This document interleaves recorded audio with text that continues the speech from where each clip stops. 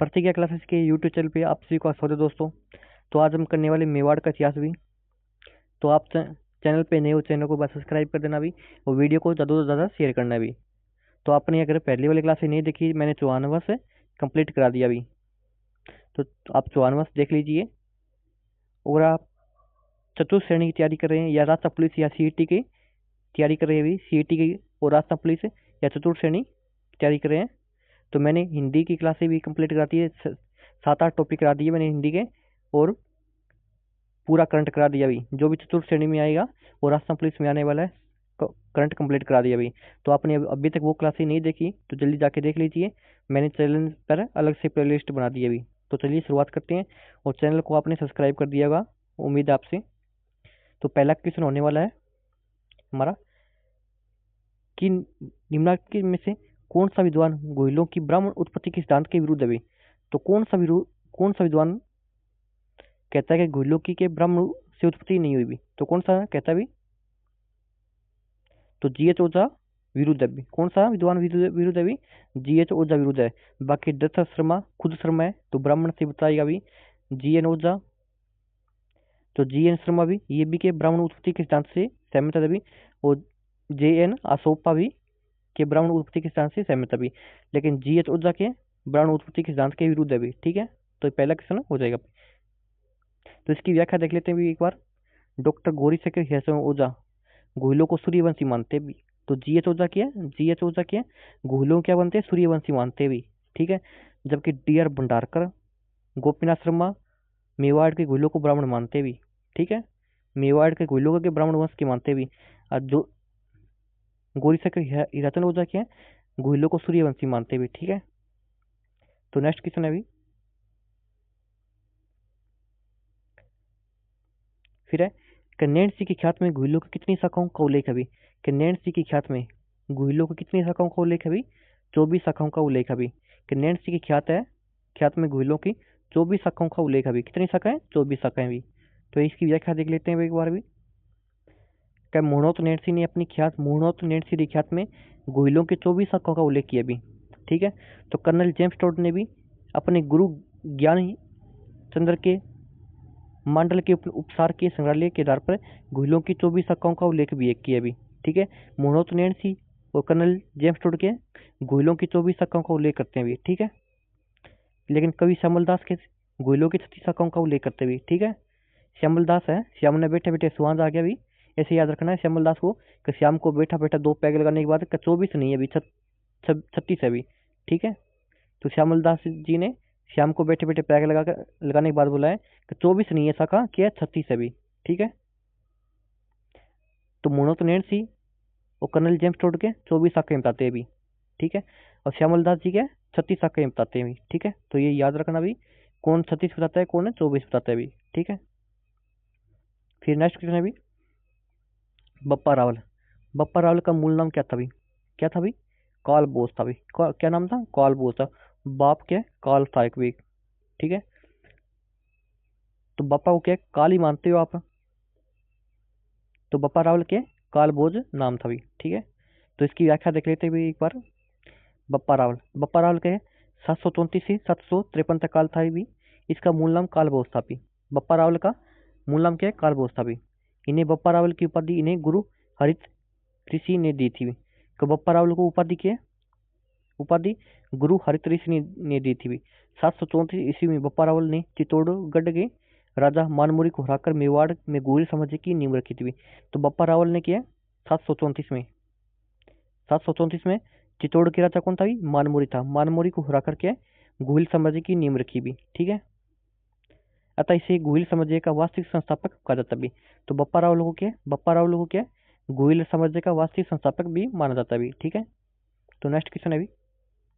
दोस्तों क्लास अच्छी लग रही चैनल को सब्सक्राइब करना है, वीडियो को ज़्यादा से ज़्यादा शेयर करना भी। तो गोहिल वंश का संस्थापक कौन है अभी? तो गोहिल वंश का संस्थापक कौन है? बप्पा रावल है अभी। बप्पा रावल ने क्या चित्तौड़गढ़ की मानमुरी को हरा करके मानमुरी को हराकर भी मानमुरी को हरा करके गोहिल वंश की नींव रखी थी। ठीक है, फिर नेक्स्ट क्वेश्चन है अभी कि 734 ईस्वी तक राजस्थान में मौर्य वंश का शासक कौन था भी? 734 ईस्वी तक राजस्थान में मौर्य वंश का शासक कौन था? मानमुरी था। कौन था? मानमोरी था भी। जो बाद में बप्पा रावल द्वारा मारा गया, कौन मारा गया था भाई? मानमोरी मारा था गया था भाई। ठीक है, तो मौर्य वंश का अंतिम शासक था जो 734 में बप्पा रावल द्वारा मारा गया भी।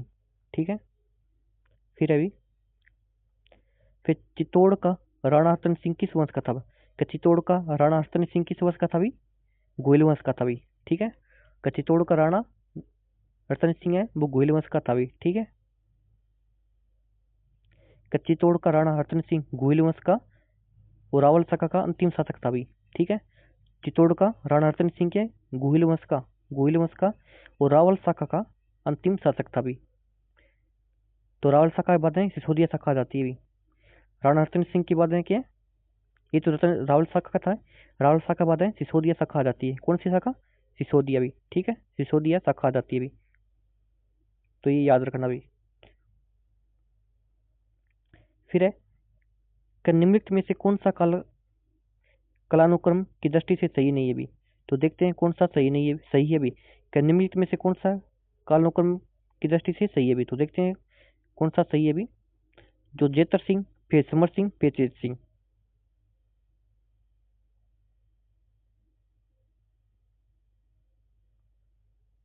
फिर समर सिंह, तेज सिंह, जेतर सिंह, फिर जेतर सिंह, तेज सिंह, समर सिंह भी। फिर तेज सिंह, फिर समर सिंह, जेतर सिंह। तो इनमें से सही कौन सा भी? पहले जेतर सिंह आएगा, फिर तेज सिंह, फिर समर सिंह भी। ठीक है, पहले जेतर, फिर तेज, फिर समर सिंह भी। तो देख लेते हैं भी इनका कालक्रम। मेवाड़ के जेतर सिंह का कालक्रम के 1213 से 1253 तक। कि 1253 से 1213 से 1253 तक जेतर सिंह का काल है भी। ठीक है, तो जेतर सिंह के बाद में क्या है? तेज सिंह आता भी। तेज सिंह के 1253 से 1273 तक तेज सिंह अभी। ठीक है, तो 1253 से 1273 तक तेज सिंह अभी। और समर सिंह के 1273 से 1302 भी। समर सिंह के 1273 से 1302 तक समर सिंह अभी।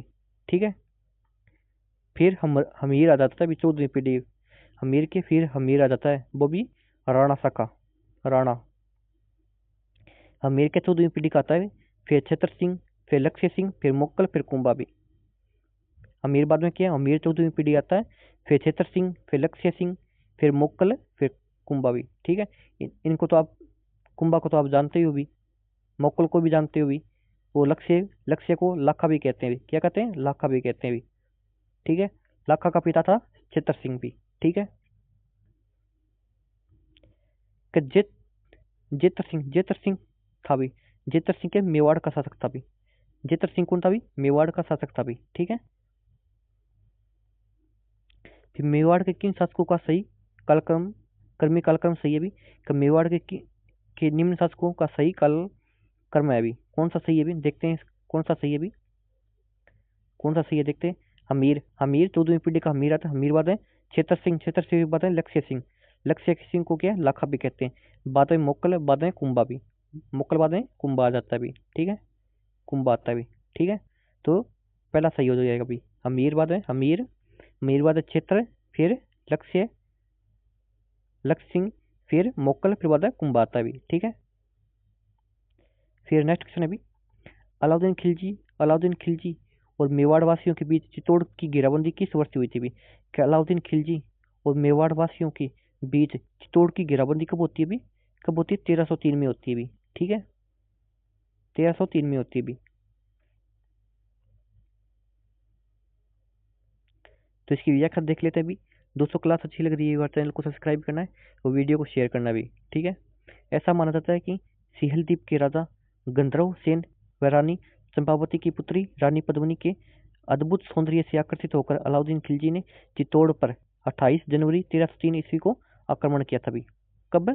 28 जनवरी 1303 को आक्रमण किया था भी। ठीक है, आक्रमण किया था। लगभग 7 महीने की घेरे के बाद 26 अगस्त 1303 ईस्वी को दुरुपयोग अधिकार कर रतन सिंह को बंदी बना लिया जाता है भी। रतन सिंह के राणा रतन सिंह के बंदी बना लिया जाता है भी। ठीक है,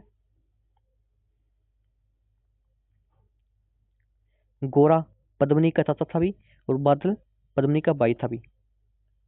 द्वारा मुक्ति के प्रयास के दौरान रतन सिंह की मृत्यु हो गई भी। मुक्ति के प्रयास के दौरान क्या रतन सिंह की मृत्यु हो जाती है भी। तो रानी पद्मिनी ने सैकड़ों राजपूत स्त्रियों के साथ जोर किया भी, जो मेवाड़ का प्रथम एवं राजस्थान का दूसरा शाखा था भी। ठीक है, तो मेवाड़ का क्या है, प्रथम, और राजस्थान का दूसरा शाखा था भी। ठीक है, मलिक मोहम्मद जायसी के पद्मावत के अनुसार यह युद्ध रावल रतन सिंह की रूपवती महारानी पद्मिनी के लिए लड़ा गया था। तो मलिक मोहम्मद जायसी लिखते हैं कि यह युद्ध है ना, जो 1303 वाला, वो युद्ध के पद्मिनी के लिए लड़ा गया था भी। तो ये बात कौन लिखता है भी, मलिक मोहम्मद मोहम्मद जायसी के पद्मावत ग्रंथ से मिलती है भी ये जानकारी, कि अलाउद्दीन खिलजी ने क्या है, पद्मिनी के लिए दुर्ग पर आक्रमण किया था भी। ठीक है, फिर साके में प्रसिद्ध इतिहासकार अमीर खुसरो अलाउद्दीन खिलजी के साथ था भी। अमीर खुसरो ऐसा कौन सा इतिहासकार था जो अलाउद्दीन खिलजी के साथ था भी, कौन था भी, अमीर खुसरो था भी, जो कि अलाउद्दीन खिलजी के साथ था भी, जिसका वर्णन उन्होंने अपने ग्रंथ खजाइन उल फतुह में किया भी। तो अमीर खुसरो का ग्रंथ कौन सा भी, खजाइन उल फतुह में, जिसने चित्तौड़गढ़ के बारे में लिखा है भी कि पद्मिनी के लिए उसने आक्रमण किया था भी।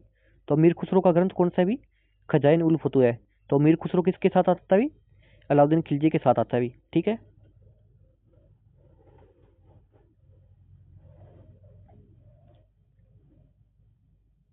फिर अभी नेक्स्ट क्वेश्चन है भी, किस रचना में अमीर खुसरो ने चित्तौड़ पर अलाउद्दीन खिलजी के आक्रमण का वर्णन किया भी।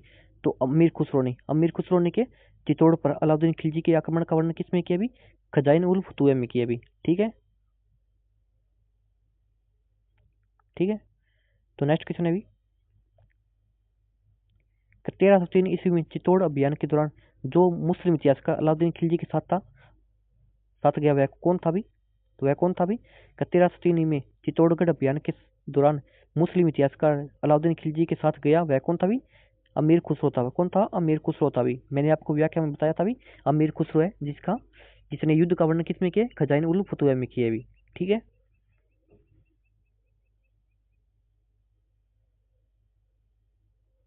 फिर नेक्स्ट क्वेश्चन अभी, वह राजपूत रानी जिसने अलाउद्दीन खिलजी के 1303 ईस्वी में चित्तौड़ पर कब्जा करने पर जोर किया था, कौन था 1303 में, कौन था, पद्मिनी थी भी। कौन थी, पद्मिनी थी।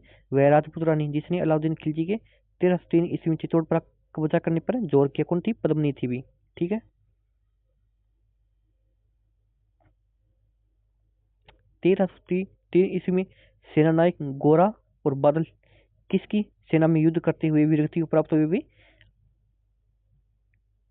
किसके विरुद्ध, अलाउद्दीन खिलजी के विरुद्ध के युद्ध करते हुए वीरगति को प्राप्त हुए थे भी। ठीक है,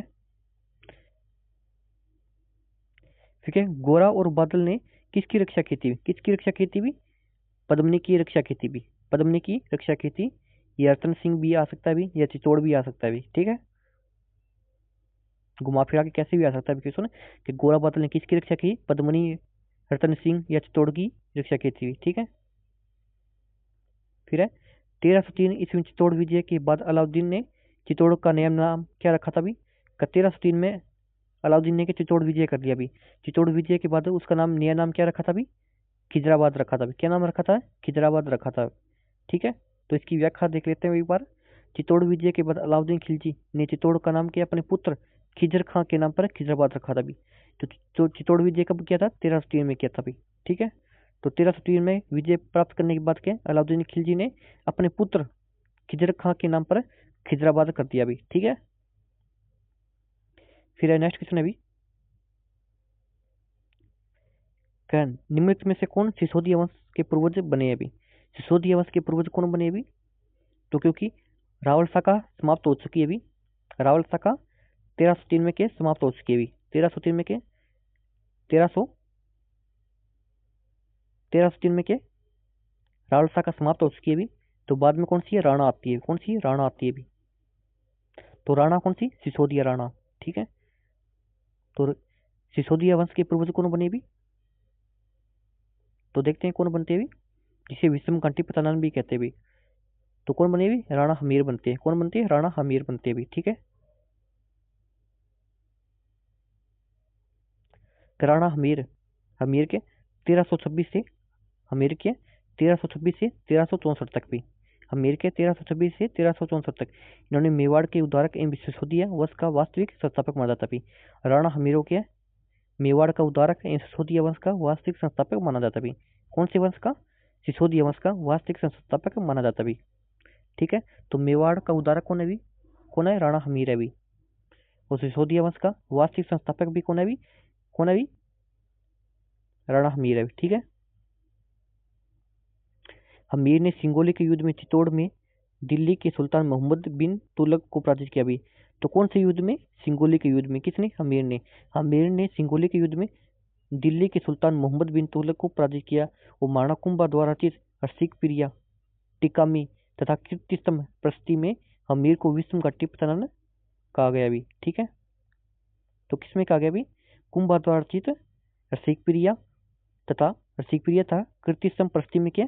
हमीर को विष्णु का टिप्पणन कहा गया भी। ठीक है, तो एक तो रसिक प्रिया में और दूसरी क्या? कीर्तिस्तंभ प्रस्तुति में क्या? हमीर को विष्णु का टिप्पणन कहा गया भी। ठीक है, तो ये याद रखना भी आप। तो विष्णु का टिप्पणन की संज्ञा मेवाड़ के किस शासक को दी गई है भी? किसको दी गई है भी? राणा हमीर को दी गई है। ठीक है, राणा हमीर को विष्णु घाटी पंचानन की संज्ञा दी गई है भी। ठीक है, फिर है मेवाड़ के मुक्तिदाता किसे कहा जाता है भी? तो मेवाड़ के मुक्तिदाता या मेवाड़ का उदारक किसे कहते हैं भी? राणा हमीर को कहते हैं भी। ठीक है, राणा हमीर को कहते हैं भी। ठीक है, ये याद रखना भी। फिर नेक्स्ट क्वेश्चन है भी, मेवाड़ के किस शासक के समय जावर में चांदी की खान से खनन प्रारंभ हुआ था भी? तो किस में? राणा लाखा किस में? राणा लाखा या लक्ष्य सिंह किस में के चांदी हो गई भी थी। ठीक है, तो लाख रुपये का काम हुआ था भी। लक्ष्य सिंह या लाखा किस में के लाख रुपए का काम हुआ था भी। ठीक है, लाख रुपए काम कैसे हुआ? क्योंकि चांदी की खान का खनन प्रारंभ हुआ था भी। ठीक है, तो इसकी व्याख्या देख लेते हैं एक बार। महाराणा लाखा के राजत्व काल में मगरा जिले के जावर गांव में चांदी की खान निकल कर आई भी, जिसमें से चांदी और शीशा बहुत मात्रा में निकलने लगा, जिससे राज्य की आय में क्या? अत्यधिक वृद्धि हुई। अत्यधिक वृद्धि से क्या? लाखा की आय के लाख हो गई भी। ठीक है, लाखा की आय के लाख हो गई, तो लाख लाख हो गया भी। ठीक है, फिर नेक्स्ट क्वेश्चन है भी, सूड प्रबंध के लेखक कौन है भी? सूड प्रबंध के लेखक कौन है? कुंभा भी। कौन है? कुंभा है। सूड प्रबंध के लेखक कौन है भी? कुंभा भी। ठीक है, तो इसकी व्याख्या देख लेते हैं एक बार। सूड प्रबंध कुंभा रचित इस रचना में गीत गोविंद के पदों का राग व ताल संबंधी विवरण तथा कुंभा के राज्यश्रित संगीतकार सहित अनेक संगीत के पूर्व आचार्यों का नामोल्लेख है भी। इसे रसिक प्रिया का पूरक ग्रंथ भी कह सकते हैं भी। ठीक है, तो सूड प्रबंध किसके लिए? सूड प्रबंध के लेखक कौन है भी? कुंभा भी। ठीक है, तो सूड प्रबंध है, सूड प्रबंध के लेखक कौन है? कुंभा भी। ठीक है, तो आप याद रखना भी। दोस्तों क्लास अच्छी लग रही है, बात चैनल को सब्सक्राइब करना है और वीडियो को शेयर भी करना है भी। ठीक है, अगर आप सीईटी या किसी भी राजस्थान की किसी भी प्रतियोगी परीक्षा की तैयारी करते हैं तो राजस्थान का इतिहास भी में आता है भी। ठीक है, और आप अगर आप चतुर्थ श्रेणी या राजस्थान पुलिस की तैयारी करते हैं तो मैंने करंट का करा दिया भी, जिसमें मैंने करंट राजस्थान खेल के अलग कराए भी और सभी की प्ले लिस्ट अलग अलग बना दी भी। ठीक है, तो वहाँ पे आप जाके क्लासें देख सकते हैं भी। ठीक है, और मैंने हिंदी की 7-8 टॉपिक बड़े तरीके से कराए भी, तो वो भी आप देख सकते हैं और अपनी तैयारी को बेहतर बना सकते हैं भी। ठीक है, तो क्या निम्नलिखित शासकों में से सबसे अधिक किसी मेवाड़ की बौद्धिक कलात्मक उन्नति का श्रेय जाता है भी? क्या निम्नलिखित शासकों में से सबसे अधिक किसी मेवाड़ की बौद्धिक व कलात्मक उन्नति का श्रेय जाता है? कि किसको जाता है? कुंभा को जाता है भी। ठीक है, तो कुंभा को जाता है भी मेवाड़ की बौद्धिक व कलात्मक के लिए। क्यों जाता भी? देखते हैं क्यों जाता भी, व्याख्या देखते हैं। कुंभा ने क्या? संगीत राज, संगीत मीमांसा व सूड प्रबंध नामक संगीत ग्रंथ की रचना की भी। तो कुंभा ने किया संगीत राज हो गया भी, संगीत मीमांसा हो गया, सूड प्रबंध नामक संगीत ग्रंथ की रचना की भी। कुंभा ने जयदेव की प्रसिद्ध कृति गीत गोविंद व रसिक प्रिया के नाम से टीका टीका और चंडी शतक की व्याख्या, टीका व संगीत रचनाकार की टीका लिखी भी। तो कुंभा ने किया भी, कुंभा ने किया जयदेव की प्रसिद्ध कृति कौन सी है? गीत गोविंद है। गीत गोविंद पर रसिक प्रिया के नाम से टीका लिखी भी और चंडी शतक की व्याख्या भी की भी। चंडी शतक है, चंडी शतक की व्याख्या की, संगीत रचनाकार की टीका लिखी भी। ठीक है, इसके अतिरिक्त के कुंभा 4 नाटकों की रचयिता भी। कुंभा के इसके अतिरिक्त क्या? 4 नाटकों के रचयिता भी, जिनसे उनके मेवाड़ी, महाराष्ट्री और कर्नाटी भाषा लिखने का अच्छा ज्ञान होने का पता चलता है भी। ठीक है,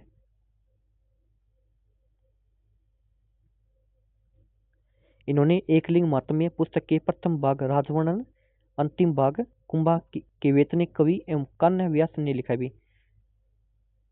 तो उन्होंने एकलिंग महात्म्य पुस्तक के प्रथम भाग का वर्णन राजवर्णन किया भी, लेकिन अंतिम भाग का कुंभा के अवैतनिक कवि कान्हा व्यास ने लिखा है भी।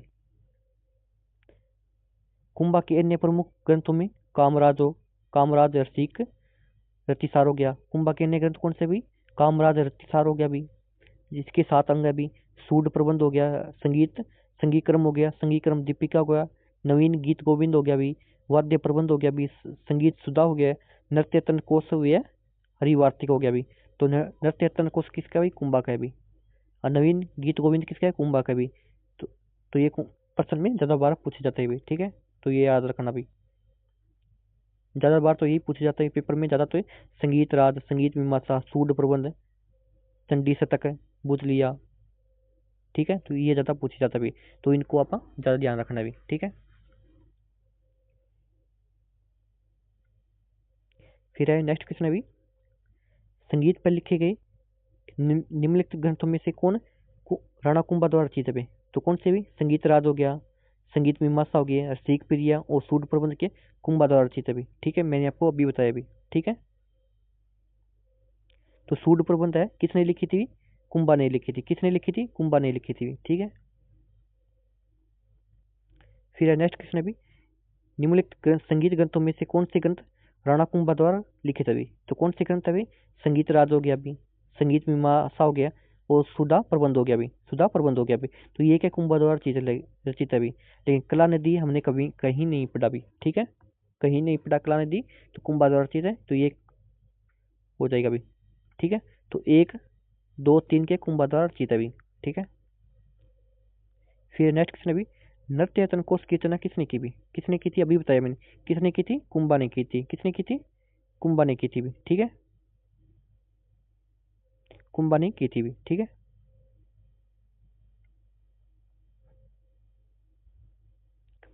माणाकुंभा द्वारा लिखित कौन सी कृतियां हैं जिन्हें नीचे दिए गए कूट का उपयोग करते हुए सही उत्तर का चयन कीजिए थी? ठीक है, तो देखते हैं कौन सी माणाकुंभा द्वारा रचित है अभी।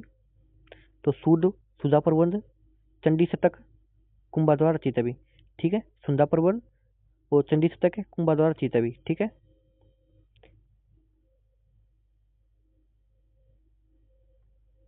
फिर कौन सा ग्रंथ कुंभा द्वारा रचित नहीं है भी? देखते हैं कौन सा ग्रंथ कुंभा द्वारा रचित नहीं है भी।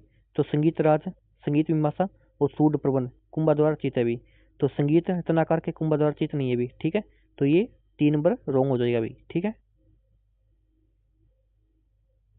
फिर नेक्स्ट क्वेश्चन अभी, माणाकुंभा के विषय में निम्नांकित में से कौन सा कथन असत्य है भी?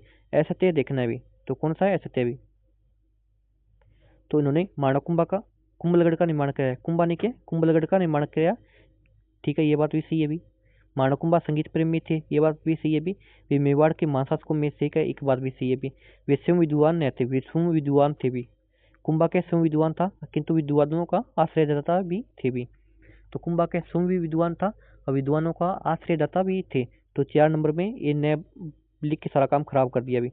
तो नए तो ठीक है, तो ये 4 नंबर गलत हो जाएगा अभी। ठीक है, कुंभा स्वयं भी विद्वान था और विद्वानों का आश्रयदाता भी था भी। ठीक है,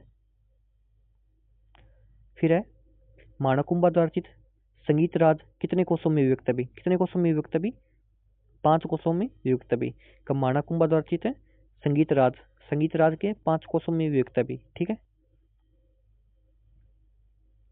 तो संगीत राज कुंभा द्वारा रचित संगीत, तो संगीत राज के कुंभा द्वारा रचित सभी ग्रंथों में सबसे वृहद, सर्वश्रेष्ठ व सिरमौर है भी। तो संगीत राज है कुंभा द्वारा रचित, कुंभा द्वारा रचित सभी ग्रंथों में सबसे वृहद और सर्वश्रेष्ठ है भी, व सिरमौर है भी।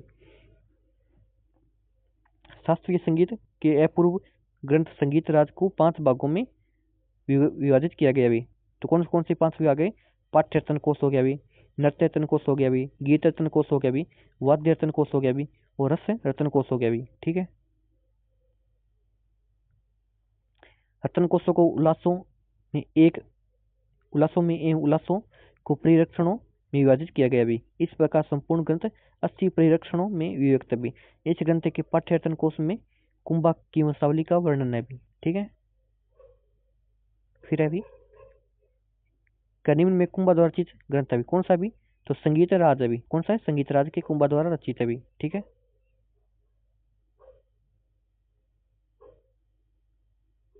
दोस्तों क्लास अच्छी लग रही है, चैनल को सब्सक्राइब करना है और वीडियो को शेयर कर दो भी और लाइक भी कर दो जल्दी से। तो क्लास को लाइक कर दो भी एक बार, ठीक है, और शेयर भी कर दो भी। ठीक है, फिर अभी क्या निम्नलिखित में से कौन सा ग्रंथ कुंभा द्वारा रचित नहीं है भी? कौन सा नहीं है भी? तो संगीत राज, संगीत मीमांसा, रसिक प्रिया कुंभा द्वारा रचित है भी। ठीक है, तो राजवल्लभ क्या है? कुंभा द्वारा रचित नहीं है भी। राजवल्लभ के कुंभा द्वारा रचित नहीं है भी। ठीक है, तो ये 4 नंबर गलत हो जाएगा भाई। ठीक है,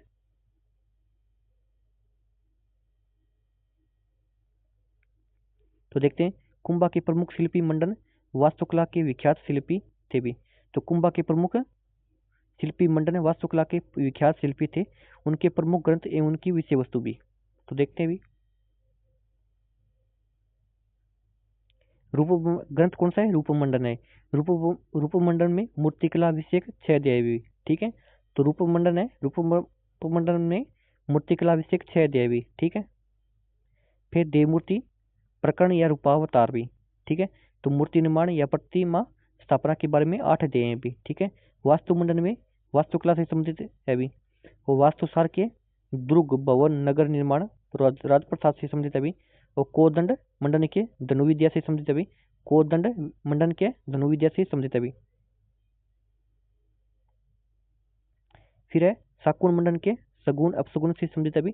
सैपुर शकुन मंडन के सगुण अपसगुण से संबंधित है भी। वेद मंडन के व्याधिया निदान से संबंधित है भी। और प्रसाद मंडन के देवालय निर्माण कला से संबंधित है भी। और राजवल्लभ मंडल के सामान्य नागरिकों की आवासीय ग्रहों से लेकर राजप्रसाद या नगर रचना का विस्तृत वर्णन है भी। ठीक है, 14 अध्याय भी। ठीक है, फिर है शिल्प शास्त्री मंडन द्वारा रचित ग्रंथ रूपमंडन है। रूपमंडन में मूर्तिकला से संबंधित है भी। ठीक है, तो शिल्प शास्त्री मंडन द्वारा रचित ग्रंथ रूपमंडन। रूपमंडन का संबंध किस विषय से है भी? मूर्तिकला से है भी। ठीक है, मंडन द्वारा निम्नलिखित में से किन पुस्तकों की रचना की गई है? मंडन द्वारा निम्नलिखित में से किन पुस्तकों की रचना की गई भी? तो देखते हैं किन पुस्तकों की रचना की गई। राजवल्लभ की रचना की गई, रूपावतार की रचना की गई, देवमूर्ति प्रकरण की रचना की गई और वास्तुसार की रचना की गई भी।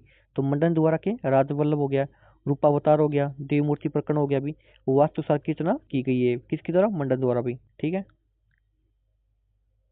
फिर नेक्स्ट क्वेश्चन है भी शिल्प शास्त्री मंडन द्वारा लिखित कौन सा ग्रंथ नहीं है भी? तो कौन सा ग्रंथ नहीं है भी? देखते हैं प्रसाद मंडन है कि मंडन द्वारा भी रचित है भी। रूप मंडन हो गया, वास्तु मंडन है, वास्तुसार मंडन के मंडन द्वारा रचित है भी। लेकिन कला मंडल है, कला मंडन मंडन द्वारा रचित नहीं है भी। ठीक है, तो ये रॉन्ग हो जाएगा भी। ठीक है, 4 नंबर रॉन्ग हो जाएगा भी। बाकी के प्रसाद मंडन हो गया, वास्तुसार मंडन हो गया, रूप मंडन हो गया, ये मंडन द्वारा रचित है भी। ठीक है, क्या कौन सा ग्रंथ कुंभा कीर्तना नहीं है भी? कौन सा ग्रंथ है वो कुंभा कीर्तना नहीं है भी? देखते हैं कौन सा ग्रंथ क्या है कुंभा कीर्तना नहीं है भी। नृत्य रत्न कोश कुंभा की है भी। रसिक प्रिया सुधा प्रबंध कुंभा की है भी। लेकिन कला निधि क्या है? कुंभा कीर्तना नहीं है भी। ठीक है, तो कला निधि क्या है? कुंभा कीर्तना नहीं है। बाकी नृत्य रत्न कोश हो गया, रसिक प्रिया होगी, सुधा प्रबंध हो गया, कुंभा कीर्तना है भी। ठीक है,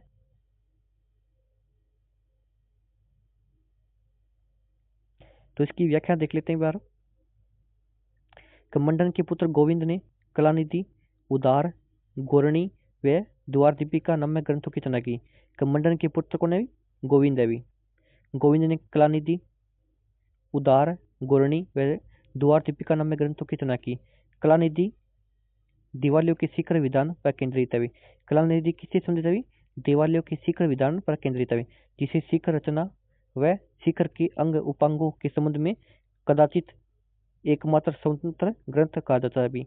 आयुर्वेद के रूप में गोविंद की रचना सार समुच्चय में विभिन्न व्याधियों के निदान व उपचार की व्याधियां दी गई है भी। ठीक है, तो भी कलानिधि किसकी है? गोविंद की है भी। ठीक है, मंडन का पुत्र गोविंद की कलानिधि है भी। ठीक है, तो कुंभाकी नहीं है अभी। ठीक है।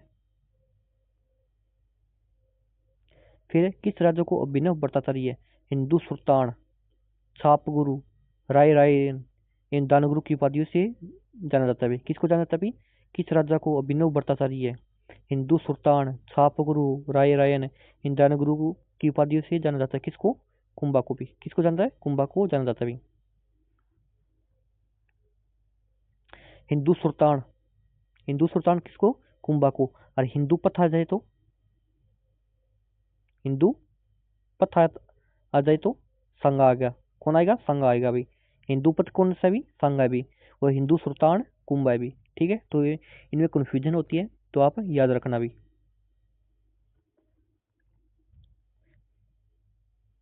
तो माणा कुंभा की को प्राप्त उपाधियां भी कौन कौन सी उपाधि प्राप्त है माणा कुंभा को? तो देख लेते हैं भी। माणा कुंभा को इतने मान थे भी, इनको उपाधियां प्राप्त है भी, वो देख लेते भी। तो आपने अभी तक चैनल को सब्सक्राइब नहीं किया तो ये क्लास अच्छी लग रही है तो चैनल को सब्सक्राइब कर दो भी, और वीडियो को शेयर कर जरूर कर दो एक बार भी, और लाइक करना तो भूलना ही नहीं है अभी। ठीक है। तो अभिनव भट्टाचार्य कुंभा को प्राप्त भी। तो अभिनव भट्टाचार्य कुंभा को प्राप्त भी। तो क्यों दी गई भी कुंभा को ये अभिनव भट्टाचार्य की उपाधि? तो देखते हैं भी। अभिनव भट्टाचार्य संगीत के क्षेत्र में कुंभा के विपुल ज्ञान के कारण प्रदान की गई भी। तो अभिनव भट्टाचार्य की उपाधि ना कुंभा को संगीत के क्षेत्र में विपुल ज्ञान के कारण के प्रदान की गई भी। ठीक है। नाट्य शास्त्र का अच्छा ज्ञाता होने के कारण माणा कुंभा को नव्य भारत भी कहते भी। नाट्य शास्त्र का, कुंभा के नाट्य शास्त्र का अच्छा ज्ञाता होने के कारण के कुंभा को नव्य भारत भी कहते भी। ठीक है। फिर के कुंभा को हालगुरु की उपाधि भी प्राप्त है भी। हालगुरु की उपाधि क्यों प्राप्त है भी? तो देखते भी। गिरी दुर्गों का स्वामी होने के कारण के कुंभा को हालगुरु की उपाधि प्राप्त है भी। ठीक है। तो गिरी मतलब पहाड़ होता है भी, पहाड़ों पर जो दुर्ग होते हैं उनको गिरी दुर्ग कहते हैं भी। कि गिरी दुर्गों का स्वामी होने के कारण के कुंभा को हालगुरु भी कहते हैं भी। फिर राजगुरु क्यों कहते हैं भी? कुंभा को राजगुरु क्यों कहते हैं भी? राजाओं को शिक्षा देने की क्षमता होने के कारण भी राजगुरु कहते हैं भी। कि जो भी छोटे छोटे राजा थे उनको क्या कुंभा के शिक्षा देता था, इसलिए राजगुरु भी कहते हैं भी। ठीक है। ठीक है।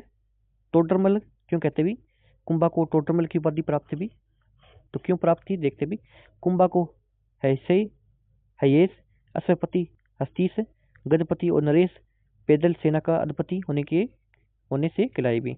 तो टोटल मिल के अश्वपति होने के वो गजपति होने के कारण वो पैदल सेना का अधिपति होने के कारण के टोटल मल कहलाई भी। ठीक है। कुंभा को क्या? नाटक राज का कर्ता, नाटक राज का कर्ता भी कहते भी। नाट्य शास्त्र के ज्ञाता होने के कारण के कुंभा को नाटक राज भी कहते भी। और राणो रासो भी कुंभा को कहते भी। राणो रासो किससे कहते भी? कुंभा को कहते भी। क्यों कहते भी? विद्वानों को आश्रय दाता होने के कारण कुंभा को राणो रासो प्रदान किए गए भी, उपाधि प्रदान की गई भी। क्या? विद्वानों को आश्रयदाता देने के कारण के, विद्वानों को आश्रयदाता देने के कारण के कुंभा को के राणो रासो की उपाधि प्रदान की गई भी। ठीक है। फिर हिंदू सुल्तान किसे कहते भी? हिंदू सुल्तान कुंभा को कहते भी। हिंदू सुल्तान की उपाधि कुंभा को क्यों दी गई भी? समकालीन मुस्लिम शासकों द्वारा हिंदूपति बादशाह की यह उपाधि प्रदान की गई भी। तो हिंदू सुल्तान है, हिंदू सुल्तान की उपाधि समकालीन मुस्लिम शासकों द्वारा हिंदूपति बादशाह की यह उपाधि प्रदान की गई भी। ठीक है। फिर शैलगुरु, शैलगुरु क्यों कहा जाता है? शस्त्र या बाला का उपयोग सिखाने के वाला। शैलगुरु क्या? शस्त्र या बाला का उपयोग सिखाने वाला, इसलिए शैलगुरु कहते भी। ठीक है। कुंभा को। फिर नंदीकेश्वर तावर, नंदीकेश्वर अवतार भी क्यों कहते भी? नंदीकेश्वर के मत का अनुसरण करने के कारण नंदीकेश्वर अवतार कहलाते भी। ठीक है। फिर है उपयुक्त के अतिरिक्त माणा कुंभा को दान गुरु, परम गुरु, चाप गुरु, धनुविद्या का शिक्षक भी। चाप गुरु क्या कहते हैं? धनुविद्या का शिक्षक होने के कारण भी भिक्षुर ग्रामीणी, दिरुशंक दिरुशंक और आदि उपाधियां प्राप्त है भी। ठीक है। तो इनमें से आप दान गुरु याद रखो भी, चाप गुरु याद रखनी है भी। ठीक है। फिर है भी राजगुरु, दान गुरु, हाल गुरु, परम गुरु उपाधि किसी प्राप्त है भी? कुंभा को प्राप्त है। किसी प्राप्त है भी? कुंभा को प्राप्त है भी। ठीक है। देखो कितनी बार रिपीट हुआ है अभी, 22, 18, 22 वो फिर आ सकता है, 25 में फिर आ सकता है, और 26 में सीईटी में आ सकता है भी 2026 में, सीईटी में आ सकता है भी ये, ठीक है। तो सीईटी में आ सकता है भी ये, सीईटी का बोल रहे 60% लेके आना भी सीईटी में, वो 3 साल वैलिड होगी भी कर, ठीक है। तो आप तैयारी अभी अभी से लग जाओ भी।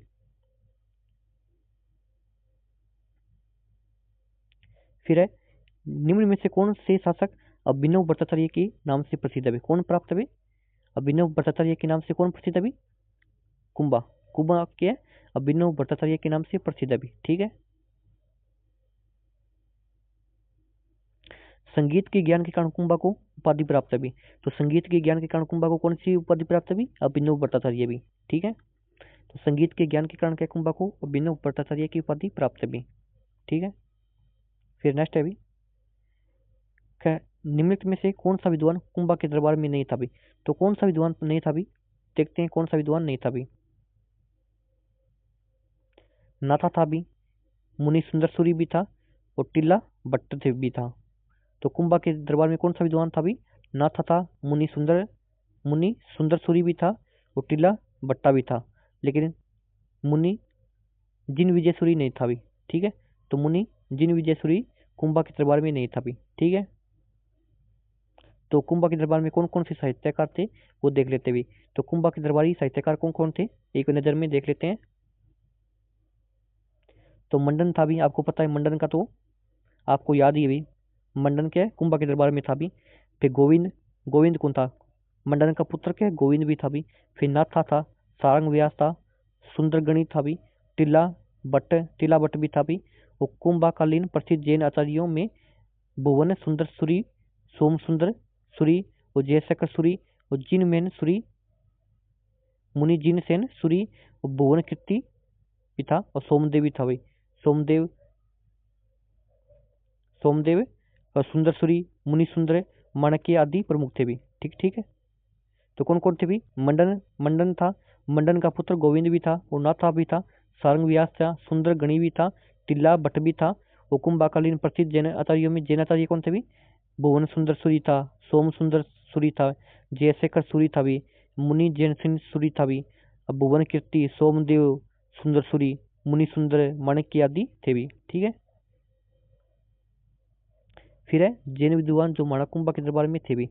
कौन कौन थे जैन विद्वान थे भी? तो मुनि जिन सेन सूरी थे, मुनि जिन सेन सूरी के कुंभा के दरबार में थे भी, ठीक है। ये याद रखना भी, मुनि जिन सेन सूरी था भी, ना कि मुनि जिन विजय सूरी था भी, तो ये रोंग हो जाएगा भी, मुनि जिन सेन सूरी था भी, ठीक है। फिर है नेक्स्ट क्वेश्चन है भी, राणा कुंभा को निम्नांकित वाद्य यंत्रों में से किस में दक्षता हासिल थी भी? तो कौन सा? वीणा। माणाकुंभा के वीणा में दक्षता हासिल थी भी, ठीक है। माणाकुंभा के वीणा ज्यादा बजाता था भी, ठीक है। फिर अभी इसकी व्याख्या देख लेते हैं एक बार। माणाकुंभा स्वयं महान संगीतकार था भी। कीर्ति स्तंभ प्रस्तुति के अनुसार माणाकुंभा वीणा बजाने में निपुण था भी। संगीत आचार्य श्री सारंग व्यास कुंभा के संगीत गुरु थे भी। तो संगीत आचार्य सारंग व्यास के कुंभा के संगीत गुरु थे भी। हीरानंद मुनि को कुंभा हीरानंद मुनि को कुंभा अपना गुरु मानते भी, और उन्हें कविराज की उपाधि दी थी भी। तो हीरानंद मुनि को क्या कुंभा के अपना गुरु मानते थे, उन्हें कविराज की उपाधि दी थी भी। कौन सी उपाधि? कविराज की उपाधि दी थी भी।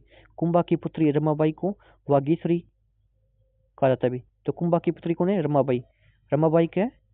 कुंभा की पुत्री थी रमाबाई, जिसे वागीश्वरी वागीश्वरी कहा जाता है। क्यों कहते हैं? संगीत प्रेम के कारण भी वागीश्वरी कहते भी, ठीक है।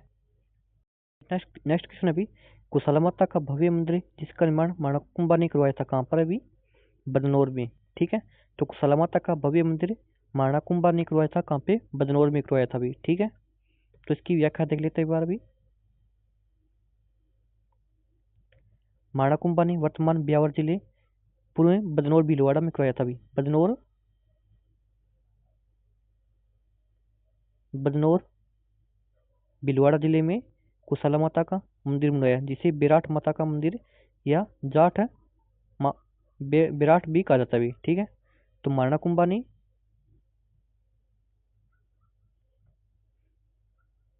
कुशला माता का मंदिर मंदिर कहाँ पे कराया था भी, ठीक है।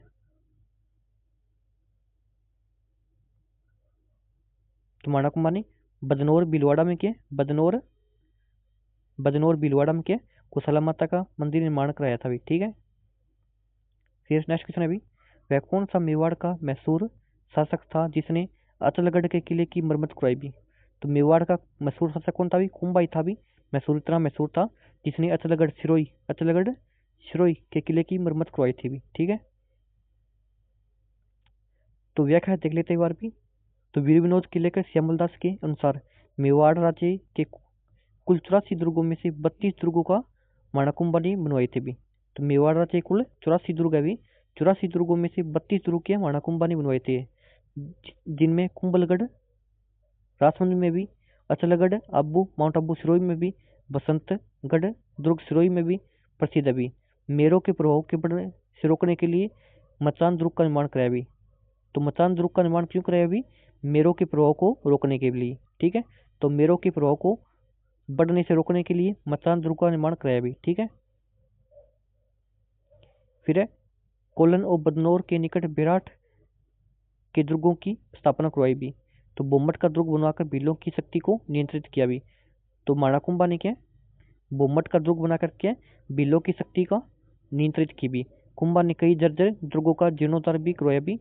इसी कारण कुंभा को राजस्थानी वास्तुकला का जनक कहा जाता है भी। तो राजस्थानी वास्तुकला का जनक किसे कहते भी, कुंभा को कहते भी। ठीक है,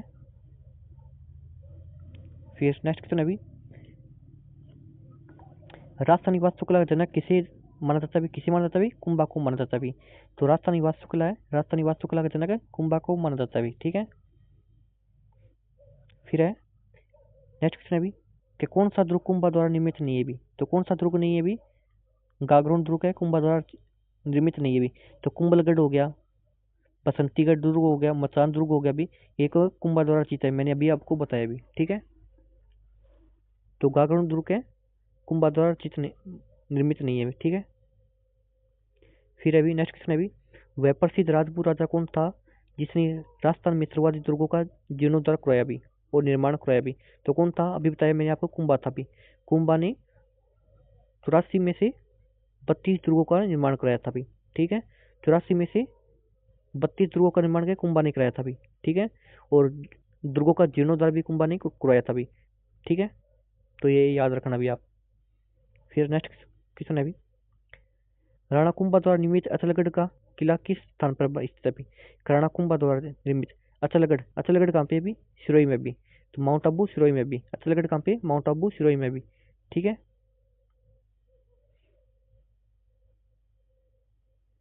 फिर नेक्स्ट क्वेश्चन है अभी, माणा कुंभा को कितने किलो के निर्माण का श्रेय जाता भी, कितने 32 दुर्गों का भी, 32 किलो के निर्माण का श्रेय जाता भी। 84 में से 32 दुर्गों का निर्माण के माणा कुंभा ने अकेले ने कराया भी। तो देख लो आप, इसलिए वास्तुकला का जनक भी कहते हैं कुंभा को। फिर है नेक्स्ट क्वेश्चन अभी, चित्तौड़गढ़ में विजय स्तंभ का निर्माण किसने कराया भी। तो चित्तौड़गढ़ में विजय स्तंभ का निर्माण किसने कराया, कुंभा ने कराया था भी।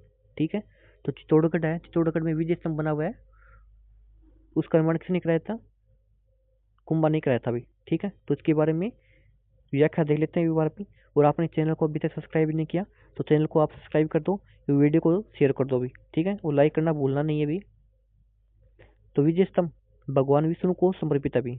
तो विजय स्तंभ वह फॉर विष्णु को समर्पित है भी। ठीक है, 122 फीट ऊंचे 9 मंजिला इस स्तंभ का निर्माण माणाकुंभा द्वारा मालवा का शासक कौन था भी, सुल्तान मोहम्मद खिलजी था भी।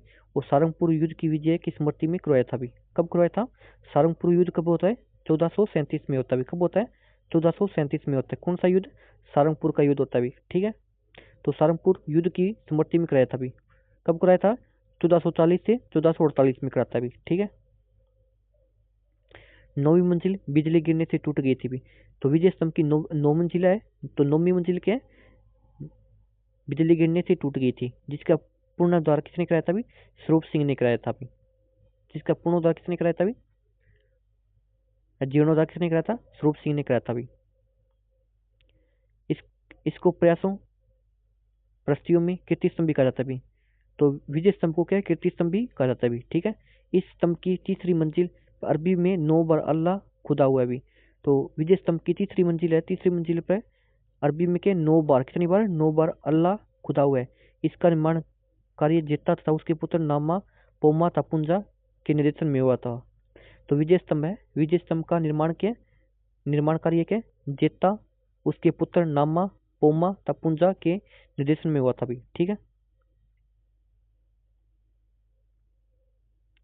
कीर्तिस्तंभ प्रस्ती का प्रस्तीकार कवि अत्रेय था भी। तो कीर्तिस्तंभ प्रस्ती लिखी हुई नहीं, उसका प्रस्तीकार कौन था? कवि अत्रेय था भी। और जेम्स टोड ने इसे कुतुब मीनार से श्रेष्ठ माना भी। ठीक है। तो किसने माना भी कुतुब मीनार से श्रेष्ठ है? विजय स्तंभ को किसने माना भी? कर्नल जेम्स टोड ने माना भी। ठीक है। तो इसे भारतीय मूर्तिकला विश्वकोश कहा जाता है भी। तो विजय स्तंभों के भारतीय मूर्तिकला का विश्वकोश भी कहा जाता है भी। ठीक है। तो विजय स्तंभ 15 अगस्त 1949 को ₹1 का डाक टिकट जारी हुआ था भी। तो विजय स्तंभ पर के 15 अगस्त 1949 को ₹1 का डाक टिकट जारी हुआ था भी। तो भारतीय मूर्तिकला का विश्वकोश कौन माना जाता भी? विजय स्तंभ माना जाता भी। और कर्नल जेम्स टोड ने क्या कुतुब मीनार से भी श्रेष्ठ माना है भी। ठीक है। तो कीर्तिस्तंभ प्रस्ती पे जो प्रस्तीकार कौन था भी? कौन था? कवि अत्रेय था भी। और विजय स्तंभ के निर्माता कौन है भी? जेता उसके पुत्र नामा पोमा पुंजा भी। ठीक है। तो ये आपको याद रखना है भी। तो इसके नेक्स्ट क्वेश्चन है भी, चित्तौड़ के विजय स्तंभ के बारे में निम्न तथ्यों में सही कौन सा भी? तो देखते हैं सही कौन सा भी। यह प्रसिद्ध है, इसे माणाकुम्बा ने बनवाया था भी। ठीक है। 1437 में माणाकुम्बा ने बनवाया था सारंगपुर विजय की याद में भी। ठीक है। इसमें इसमें कुल 11 मंजिलें नहीं भी, 9 मंजिला है भी। 9 मंजिला है भी। वो 122 फीट ऊंचा है भी। 122 फीट ऊंचा है, 9 मंजिला है भी। ठीक है। तो ये 2 नंबर गलत हो जाएगा भी। तो 2 नंबर गलत हो जाएगा। इसे में जेता की मूर्ति उत्कीर्ण भी। ठीक है। तो 2 नंबर गलत हो जाएगा भाई। ये 11 मंजिला नहीं भी, 9 मंजिला है भी। ठीक है। अभी हम पढ़ के आए भी। फिर नेक्स्ट क्वेश्चन है भी, विजय स्तंभ के बारे में सही कथन चुनिए भी। विजय स्तंभ है, विजय स्तंभ के बारे में सही कथन चुना भी। तो विजय स्तंभ के 9 मंजिला भी, मंडन इसका मुख्य वास्तुकार था भी। तो ये बात गलत हो जाएगी भी। तो 9 मंजिला ये बात भी सही है भी। 9 मंजिला है, ये बात सही है। ठीक है। तो मंडन इसका वास्तुकार नहीं था भी। ठीक है। फिर नेक्स्ट क्वेश्चन है भी, कुंभा द्वारा निर्मित कीर्ति स्तंभ कितनी मंजिलों का भी? तो कुंभा द्वारा निर्मित कीर्ति स्तंभ है या विजय स्तंभ कितनी मंजिलों का है? 9 मंजिला भी। ठीक है। 9 मंजिला भी। अभी हम पढ़ के आए भी। तो कितनी मंजिला भी? 9 मंजिला भी। चित्तौड़गढ़ स्थित विजय स्तंभ पर पहला स्मारक डाक टिकट कब जारी किया गया भी? जो चित्तौड़गढ़ स्थित है विजय स्तंभ है, विजय स्तंभ पर पहला स्मारक डाक टिकट 1949 को जारी हुआ था। कब? ₹1 का डाक टिकट के 15 अगस्त 1949 को जारी होता है भी। ठीक है। फिर है 9 मंजिल के विशाल कीर्ति स्तंभ को राणा कुंभा ने अपने किस उपास्य देव को समर्पित किया भी? किसको? विष्णु को समर्पित किया भी। तो विजय स्तंभ 9 मंजिला जो विजय स्तंभ है वो किसको समर्पित है भी? तो विष्णु को समर्पित है भी। ठीक है। फिर नेक्स्ट क्वेश्चन है भी, माणाकुंबा ने माणाकुंबा ने माणाकुंबा ने क्या मालवा गुजरात की सेना पर विजय प्राप्त करने के उपलक्ष्य में विजय स्तंभ का निर्माण कराया भी। ठीक है। तो माणाकुंबा ने क्या मालवा गुजरात की सेना पर विजय प्राप्त करने के उपलक्ष्य में के विजय स्तंभ का निर्माण कराया भाई। तो कौन सी विजय प्राप्त? सारंगपुर की विजय हुई भी। सारंगपुर पूर्व युद्ध हुआ भी 1437 में होता है भी, जिसकी याद में के माणाकुंबा के विजय स्तंभ का निर्माण करवाता है भी। ठीक है। फिर नेक्स्ट क्वेश्चन है भी, मालवा के किस शासक को परास्त कर कुंभा ने कीर्ति स्तंभ का निर्माण कराया भी? तो मालवा के किस शासक को परास्त कर कुंभा ने के कीर्ति स्तंभ का निर्माण कराया भी? कौन सा भी? महमूद खिलजी प्रथम था भी। कौन था? महमूद खिलजी प्रथम था भी। तो मालवा के महमूद खिलजी प्रथम को परास्त करके कुंभा ने के कीर्ति स्तंभ का निर्माण कराया भी। ठीक है। जिसे विजय स्तंभ भी कहते हैं भी। तो कीर्ति स्तंभ जिसे विजय स्तंभ भी कहते हैं कि टूटे हुए बाग का पुनः निर्माण किसने कराया भी? किसने कराया? स्वरूप सिंह ने कराया था। किसने? राणा स्वरूप सिंह ने कराया था भी। ठीक है। तो कीर्ति स्तंभ या विजय स्तंभ है कि टूटे हुए बाग का पुनः निर्माण किसने कराया भी? स्वरूप सिंह ने कराया था भी। ठीक है। फिर अभी सारंगपुर युद्ध, फिर क्या सारंगपुर युद्ध कब होता है? 1437 में होता है। किन राज्यों के मध्य होता है? मालवा और मेवाड़ और मालवा के मध्य होता है भी, ठीक है। तो सारंगपुर युद्ध है वो मेवाड़ और मालवा के मध्य होता है भी, ठीक है। तो मेवाड़ और मालवा के मध्य होता है भी, ठीक है। तो सारंगपुर का युद्ध कब होता है? 1437 में होता है भी। मेवाड़ के माणाकुंबा और मालवा के मालवा या मांडू के सुल्तान महमूद खिलजी प्रथम के बीच हुआ, जिसमें कुंभा की विजय हुई। और ये दोनों ही राज्य पड़ोसी थे भी और राज्य विस्तार के इच्छुक थे भी। मालवा के सुल्तान ने मेवाड़ के शत्रु महपा पवार को आश्रय प्रदान किया था भी। तो मालवा के सुल्तान कौन था भी? महमूद खिलजी प्रथम था भी। तो मेवाड़ के शत्रु महपा पवार को आश्रय प्रदान किया था भी।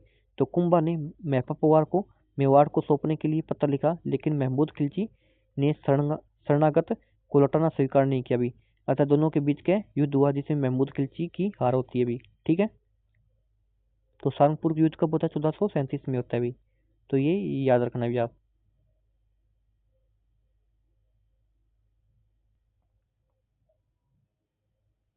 तो सारंगपुर युद्ध कब हुआ अभी? 1437 में हुआ था अभी, ठीक है। फिर नेक्स्ट है अभी सन 1437 में मेवाड़ मालवा का युद्ध तत्कालीन कारण क्या था अभी? अभी आपको बताया भाई। 1437 में मेवाड़ मालवा युद्ध का तत्कालीन कारण क्या था अभी?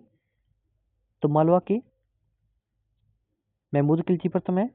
महमूद खिलजी प्रथम ने क्या मैपा पवार को क्या शरण दी थी भी, ठीक है, शरण दी थी भी। ये कारण था भी। क्या कारण था भी? मालवा के महमूद खिलजी प्रथम ने मेवाड़ के शत्रु महपा पवार को क्या शरण दी थी भी और सौंपने से मना कर दिया था कुंभा को। तो कुंभा ने फिर क्या युद्ध के लिए आनंद किया था भी, ठीक है। तो ये कारण था भी। तो ये हो जाएगा। तो मालवा के महपा पवार को मेवाड़ सौंपने से मना किया भी, ठीक है। तो ये कारण था भी सारंगपुर युद्ध का भी, ठीक है। नेक्स्ट क्वेश्चन अभी मालवा के किस सुल्तान को राणा कुंभा ने कई बार पराजित किया भी?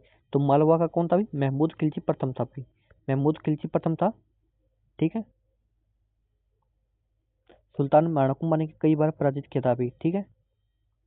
फिर है कुंभा का गुजरात के साथ संघर्ष का प्रारंभिक कारण क्या था भी? तो कुंभा है, कुंभा का गुजरात के साथ संघर्ष का प्रारंभिक कारण क्या था भी? क्या था? नागौर विवाद था भी। क्या था? नागौर विवाद था भी, ठीक है। तो इसकी व्याख्या देख लेते हैं एक बार भी।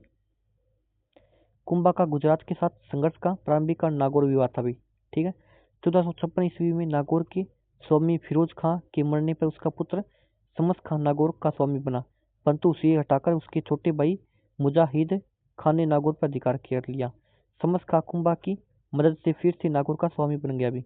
तो शासक बनते ही उसने राणा से संबंध विच्छेद कर लिया भी। तो शासक बनते ही क्या संबंध विच्छेद कर लिया भी और शर्त के प्रतिकूल नागौर के किले की मरम्मत करवाने लगा भी। मारना ने नागौर पर चढ़ाई कर दी। शमस खां गुजरात के सुल्तान की सहायता से मारना कुंभा की सेना का मुकाबला करने लगा, परंतु उसकी सेना हार गई। नागौर पर मेवाड़ का अधिकार स्थापित हो गया भी। जब गुजरात के सुल्तान कुतुबुद्दीन को अपनी सेना की हार की सूचना मिली तो वह स्वयं मेवाड़ पर आक्रमण करने हेतु चला गया भी, ठीक है। ये तत्कालीन कारण था भी।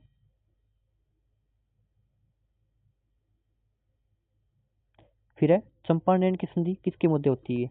तो चंपानेर की संधि है, चंपारण की संधि तो किसके मध्य होती है? किसके मध्य होती है भी? मालवा और गुजरात के सुल्तानों के मध्य होती है भी। तो चंपारण की संधि है, चंपारण की संधि है क्या मालवा और गुजरात के सुल्तानों के मध्य होती है भी, ठीक है। चंपारण या चंपानेर की संधि है 1456 में होती है भी। चंपारण या चंपानेर की संधि है वो 1456 में होती है, ठीक है। तो मारणाकुंभा के विरुद्ध मालवा के सुल्तान महमूद खिलजी प्रथम और गुजरात के सुल्तान कुतुबुद्दीन के मध्य हुई भी। तो मारणाकुंभा के विरुद्ध होती है भी। चंपानेर की संधि है 1456 में मारणाकुंभा के विरुद्ध होती है भी। मालवा के सुल्तान महमूद खिलजी प्रथम और गुजरात के सुल्तान कुतुबुद्दीन के मध्य हुई भी। इसके अनुसार मालवा तथा गुजरात की संयुक्त सेना मेवाड़ पर आक्रमण करेगी तथा विजय के उपरांत मेवाड़ को आपस में बांट लेगी, ठीक है। इस संधि के अनुसार कुतुब शाह चित्तौड़ के लिए चला गया और मार्ग में अबू पर अधिकार कर आगे बढ़ा भी। महमूद मालवा की तरफ से राणा के राज्य में घुसा। 1456 में दोनों की संयुक्त सेना ने राणा के विरुद्ध युद्ध किया, लेकिन कुंभा से हार गए भी, ठीक है। फिर अभी राजस्थान में कौन से शासक को विद्वानों ने हिंदू पथ हिंदूपत कहा जाता है। किसको कहा जाता है? सांगा को कहा जाता है हिंदूपत। हिंदूपत किसे कहा जाता है? हिंदूपत सांगा को कहा जाता है भी, ठीक है। और हिंदू सुल्तान, हिंदू सुल्तान, सुल्तान कुंभा को कहा जाता है भी, ठीक है। और हिंदूपत सांगा को कहा जाता है भी। हिंदूपत किसको कहा जाता है भी? सांगा को कहा जाता है भी, ठीक है। दोस्तों क्लास अच्छी लग रही है तो चैनल को सब्सक्राइब करना और वीडियो को शेयर करना और लाइक करना भी, ठीक है।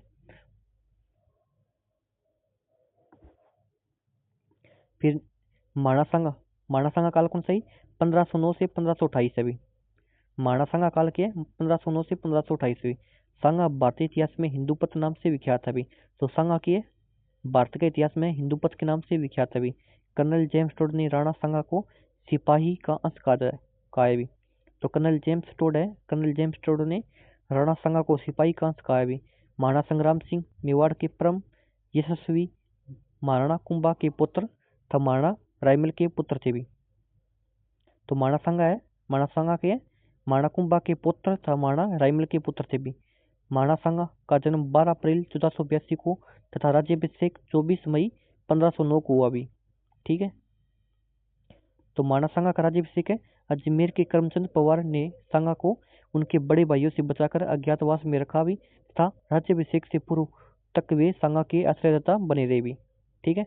तो अजमेर के करमचंद पवार है, करमचंद पवार ने सांगा के उनके बड़े भाइयों से बचाकर रखा तथा राज्याभिषेक से पूर्व सांगा के आश्रयदाता भी बने रहे भी, ठीक। कौन है? करमचंद पवार भी। तो वो ऐसा आ सकता भी सांगा का आश्रयदाता कौन बने रहे भी? करमचंद पवार बने रहे, जो उसके नाना थे भी, ठीक है।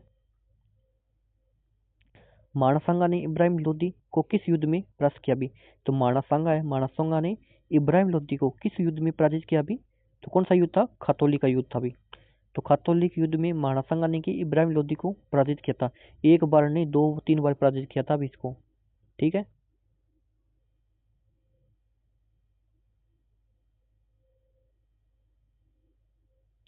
तो खातौली, खातौली कहाँ पे भी? पिपलदा तहसील कोटा में भी। तो खातौली कहाँ पे भी? खातौली पिपलदा तहसील कोटा में भी। तो खातौली का युद्ध 1517 में राणा सांगा और इब्राहिम लोदी के मध्य लड़ा गया भी।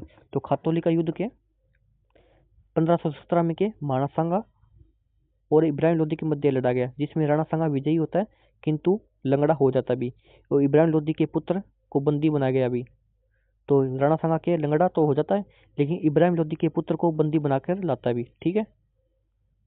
तो खातौली का युद्ध कब होता है? 1517 में होता है भी, ठीक है। महाराणा सांगा और इब्राहिम लोदी के बीच में होता है भी, ठीक है। फिर नेक्स्ट क्वेश्चन अभी, मेवाड़ के निम्नलिखित शासकों में से किसने इब्राहिम लोदी को खातौली के युद्ध में पराजित किया भी? तो इब्राहिम लोदी को खातौली के युद्ध में, खातौली के युद्ध में किसने पराजित किया था भी? महाराणा सांगा ने पराजित किया था भी। तो महाराणा सांगा ने इब्राहिम लोदी को खातौली के युद्ध में पराजित किया था भी और इब्राहिम लोदी का पुत्र था उसको क्या बंदी बनाकर लेके आया था भी। फिर है खातौली के युद्ध में महाराणा सांगा ने किस सुल्तान को पराजित किया भी? किसको पराजित किया? इब्राहिम लोदी को पराजित किया था भी। तो खातौली का युद्ध जो 1517 में होता है, खातौली के युद्ध में महाराणा सांगा ने क्या इब्राहिम लोदी को पराजित किया था भी, ठीक है। फिर है खातौली का युद्ध कब होता है? खातौली का युद्ध कब होता है? खातौली का युद्ध कब होता है? 1517 वाला इब्राहिम लोदी और महाराणा सांगा के बीच में होता है। खातौली का युद्ध कब लड़ा गया अभी? 1517 में लड़ा गया अभी, इब्राहिम लोदी और महाराणा सांगा के बीच में लड़ा गया अभी, ठीक है। तो नेक्स्ट क्वेश्चन अभी,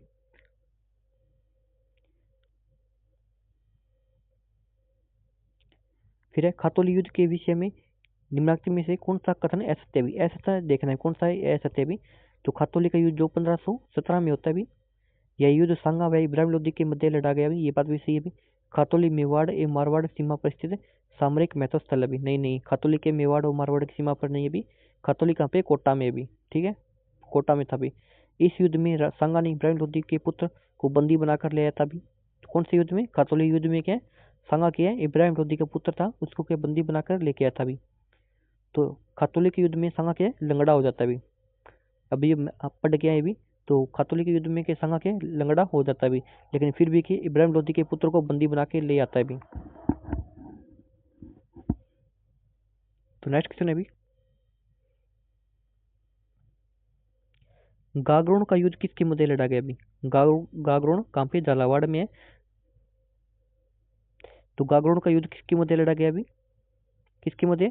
महमूद खिलजी द्वितीय और महाराणा सांगा के मध्य लड़ा गया अभी। तो गागरोन का युद्ध है तो महमूद खिलजी द्वितीय और राणा सांगा के मध्य लड़ा गया अभी। ठीक है,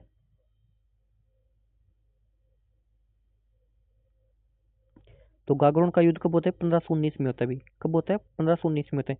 सांगा ने मेदिनी राय को गागरोन दुर्ग दे दिया अभी। सांगा ने मेदिनी राय को क्या है? गागरोन दुर्ग दे दिया, गागरोन दुर्ग दे दिया था अभी।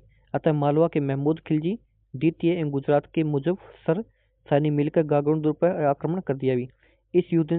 इस युद्ध में सांगा को निर्णायक विजय प्राप्त हुई भी। महमूद को बंदी बना लिया, लेकिन बाद में राणा ने उसके साथ मानवीय व्यवहार करते हुए इसे क्षमा दान देकर मालवा लौटा दिया भी। इस युद्ध में पहली बार मेवाड़ द्वारा रक्षात्मक युद्ध के स्थान पर आक्रमण युद्ध प्रारंभ हुआ भी। मालवा को मेवाड़ से अपनी ही भूमि पर पराजय मिली। तो मालवा को मेवाड़ से अपनी ही भूमि पर क्या पराजय मिली भी। ठीक है, तो गागरोन युद्ध है। गागरोन युद्ध कब होता है? 1519 में होता है। सांगा ने क्या मेदिनी राय को गागरोन दुर्ग दे दिया था भी। अतः मालवा का कौन था भी? मालवा के महमूद खिलजी द्वितीय एवं गुजरात के मुजफ्फर शाह ने मिलकर गागरोन दुर्ग पर आक्रमण कर लिया भी। आक्रमण किया। इस युद्ध में सांगा को निर्णायक विजय प्राप्त हुई। महमूद को बंदी बना लिया भी, लेकिन बाद में राणा ने उसके साथ मानवीय व्यवहार करते हुए उसे क्षमादान देकर मालवा लौटा दिया भी। इस युद्ध में पहली बार मेवाड़ द्वारा रक्षात्मक युद्ध के स्थान पर आक्रमण युद्ध प्रारंभ हुआ भी, और मालवा को मेवाड़ से अपनी ही भूमि पर पराजय मिली भी। ठीक है, फिर नेक्स्ट क्वेश्चन है भी, निम्नलिखित में से राणा सांगा के समय मालवा का शासक कौन था भी? तो राणा सांगा के समय मालवा का शासक कौन था भी? महमूद खिलजी द्वितीय था भी। कौन था? महमूद खिलजी द्वितीय था भी। ठीक है, फिर है महाराणा सांगा ने जिन अफगानों को शरण दी थी वे कौन था? महाराणा सांगा ने जिन अफगानों को शरण दी कौन थे भी? महमूद लोदी और हसन खां थे भी। महमूद लोदी और हसन खां को क्या महाराणा सांगा ने शरण दी थी भी। ठीक है, महमूद लोदी और हसन खां ने सांगा ने क्या शरण दी थी भी। ठीक है, तो इसकी व्याख्या देख लेते हैं बारे में। बाबर से पराजित होने के बाद कुछ अफगान सेनापति जो हसन खां मेवाती महाराणा सांगा की शरण में आ गए भी। ठीक है, तो बाबर से पराजित होने के बाद क्या अफगान के महाराणा सांगा की शरण में आ गए। कौन कौन आ गए? हसन खां मेवाती और महमूद लोदी भी के सांगा की शरण में आ गए थे भी। ठीक है, ये अफगान थे जो महाराणा सांगा की शरण में आ गए थे। महमूद लोदी और हसन खां मेवाती भी। फिर है निम्न में से किस युद्ध में महाराणा सांगा ने बाबर की सेना को 16 फरवरी 1527 को पराजित किया था भी? तो किस युद्ध में महाराणा सांगा ने बाबर की सेना को 16 फरवरी 1527 में पराजित किया भी? तो कौन सा युद्ध था? बयाना का युद्ध था भी। ठीक है, तो बयाना के युद्ध में क्या 16 फरवरी 1527 को क्या बाबर को पराजित किया था भी। ठीक है,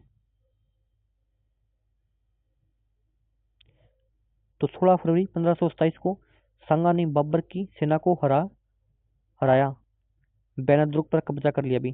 तो 16 फरवरी 1527 है को सांगा ने के बाबर की सेना को हरा करके बयाना दुर्ग पर कब्जा कर लिया भी। बाबर ने इस हार का बदला लेने के लिए सांगा पर पुनः आक्रमण हेतु कूच किया। बयाना की विजय के बाद सांगा ने सीकरी जाने का सीधा मार्ग छोड़कर बुसावर होकर सीकरी जाने का मार्ग पकड़ा भी। वह बुसावर में लगभग 1 माह ठहरा, लेकिन इससे बाबर को खानवा के मैदान में उपयुक्त स्थान पर पड़ाव डालने और उचित सैन्य संसाधन का समय मिल गया भी। तो यही सांगा की गलती थी भी, कि सांगा की यही गलती थी, बाबर को 1 महीने का टाइम दे दिया युद्ध अभ्यास करने का भी। तो सबसे बड़ी भूल मानी जाती है सांगा की। अगर उस दिन सांगा सांगा के बाबर का पीछा कर लेता तो इतिहास कुछ और ही कहता भी आज। तो राणा सांगा और बाबर के मध्य खानवा का युद्ध कब लड़ा गया भी?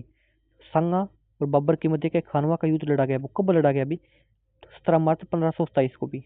17 मार्च 1527 को क्या खानवा का युद्ध होता है अभी। किसके मध्य होता है? राणा सांगा और बाबर के मध्य होता है अभी। देखो 20 में है, 11 में है, 19 में है, 16 में है, 18 में है, 11 में है, कितनी बार रिपीट हुआ है किसने ये। अब तो सीटी का एग्जाम आने वाला है अभी। सीटी चतुर्थ श्रेणी आ गया, फिर राजस्थान पुलिस आ गया अभी, फिर सीटी आ गया। मतलब बहुत सी भर्तियां आने वाली है अभी। तो क्लास आप देख लीजिएगा अभी। तो भी खानवा का युद्ध कब होता है अभी? 17 मार्च 1527 को होता है अभी। ठीक है, 17 मार्च 1527 को क्या खानवा का युद्ध होता है अभी। राणा सांगा और बाबर के मध्य होता है अभी। ठीक है, तो देखते हैं अभी। 17 मार्च 1527 को खानवा के मैदान में राणा सांगा एवं मुगल सम्राट जहीरुद्दीन मोहम्मद बाबर के मध्य भीषण युद्ध हुआ। खानवा का मैदान आधुनिक भरतपुर जिले की रूपवा तहसील में गंभीर नदी के किनारे भी। तो खानवा कहाँ पे? खानवा भरतपुर में भी। कहाँ पे? भरतपुर में। भरतपुर जिले की रूपवा तहसील में गंभीर नदी के किनारे भी। ठीक है, खानवा के युद्ध में राणा की सेना में अफगान सुल्तान महमूद लोदी और मेर शासक हसन का मेवाती, मेवाड़ के मारवाड़ के शासक राणा गांगा का पुत्र मालदेव, बीकानेर की राव जेठ सिंह था भी। बीकानेर का कौन था भी? राव जेठ सिंह था भी। ठीक है, तो एक बार ध्यान से देख लो आप। खानवा के युद्ध में के राणा सांगा की सेना में कौन कौन थे भी? अफगान सेनापति कौन था भी? अफगान सुल्तान कौन था भी? महमूद लोदी था भी। अफगान कौन था भी? महमूद लोदी। और मेव शासक कौन था भी? हसन का मेवाती था। मारवाड़ मारवाड़ की तरफ से कौन था भी? मारवाड़ की तरफ से कौन था? गंगा का पुत्र मालदेव था। और बीकानेर की राव जेठ सिंह का पुत्र कल्याणमल था भी। तो ये याद रखना भी। बीकानेर की तरफ से कौन था भी? बीकानेर की तरफ से राव जेठ सिंह का पुत्र कल्याणमल था भी। आमेर के राजा पृथ्वीराज था भी। आमेर का राजा कौन था भी? पृथ्वीराज था भी। और इडर का राजा बारमल था भी। इडर का राजा कौन था भी? बारमल था। और मेड़ता का रायमल था भी। मेड़ता कौन था? रायमल राठौड़ था भी। और रायसेन का सैलजी तंवर था।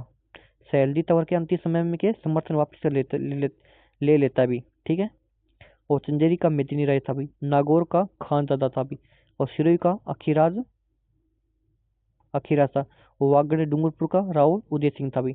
और सलुम्बर का रावत रतन सिंह था भी।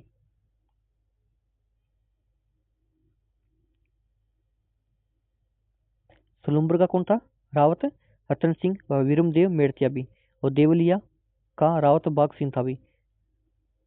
बाग सिंह और नरबद हाड़ा और वीर सिंह देव था भी। गोकुलदास परमार था भी। जाला अज्जा भी था भी, सम्मिलित भी। राणा सांगा ने खानवा के युद्ध में पहले पांति प्रवन की राजपूत परंपरा को पुनर्जीवित करके राजस्थान के प्रत्येक सरदार को अपनी ओर से युद्ध में शामिल होने का नियंत्रण दिया था भी। सांगा अंतिम हिंदू राजा था जिनके सेनापतित्व में सब राजपूत जातियां विदेशियों को बाहर से निकालने के लिए शामिल हुई भी। ठीक है, तो ये आप याद रखना भी। कौन कौन थे भी राणा सांगा के साथ में? कौन कौन थे भी? तो मारवाड़ की तरफ से कौन था भी? मालदेव था। बीकानेर के जेठ सिंह का पुत्र कल्याणमल था भी। आमेर का राजा पृथ्वीराज था। ईडर का राजा बारमल था भी। मेड़ता का कौन था भी? रायमल था भी। रायमल राठौड़ था भी। और रायसेन का सैलजी था जो अंतिम समय के समर्थन वापस ले लेता भी। ठीक है, इसको तो आप याद रखना ही रखना है भी, सैलजी तंवर को, क्योंकि ये अंतिम समय के समर्थन वापस ले लेता है भी। और अफगान तो कौन थे भी? सुल्तान महमूद लोदी और मेवा शासक हसन का मेवाती। हसन का मेवाती और महमूद लोदी दो अफगान सेनापति थे भी। ठीक है, फिर नेक्स्ट क्वेश्चन है भी, निम्न में से कौन से राजपूत सरदार खानवा के युद्ध में बाबर के विरुद्ध राणा सांगा के पक्ष में लड़े थे? तो कौन से राजपूत सरदार थे भी? अभी देखते हैं कौन कौन से भी।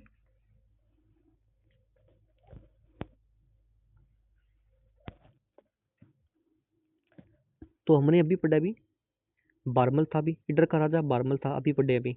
वो वीरमदेव मेड़ते था भी। ठीक है, ये दो अभी पढ़े। लेकिन बिक्का का नाम कहीं पर नहीं था, ना ही रावल लोणकण था भी। ठीक है, तो एक और दो हो जाएगा अभी, एक और दो, राजा बारमल और वीरमदेव मेड़तिया। ठीक है, फिर है कि निम्नलिखित में से कौन खानवा के युद्ध में राणा सांगा के पक्ष में लड़े थे? कौन कौन से लड़े थे भी?